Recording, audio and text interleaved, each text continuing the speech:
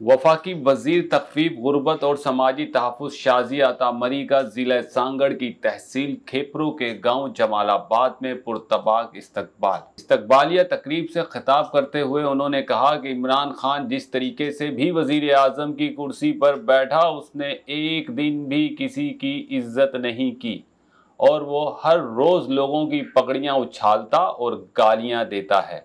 आज अगर लोगों ने इसको पटका है तो वो दिमागी तवाज़ुन खो चुका है। इमरान खान आज पाकिस्तानी अवाम को एक दूसरे के खिलाफ उकसा रहा है और इंतशार पैदा करवा रहा है। इमरान खान ने इस मुल्क के लिए सिवाय महंगाई और बेरोज़गारी और बदहाली के कुछ भी नहीं किया।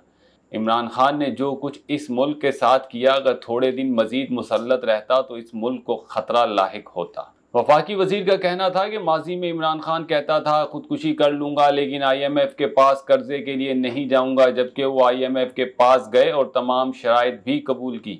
इमरान खान ने कश्मीर का सौदा किया और कश्मीर कॉज के साथ नाजायजी की है। इन्होंने कहा कि चेयरमैन पीपल्स पार्टी बिलावल भुट्टो जरदारी की जिद्दोजहद को हमेशा याद रखेंगे, जिसकी बदौलत हमने एक नालायक, नाअहल और बेहिस हुकूमत से अवाम को निजात दिलाई।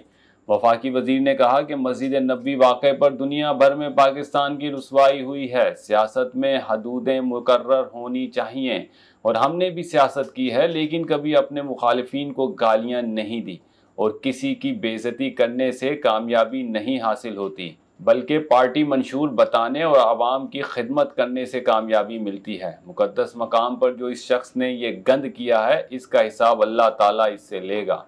उन्होंने मजीद कहा कि हम सबको मुत्तहिद होकर आइंदा भी इंतखाबात में एक दूसरे का साथ देना है।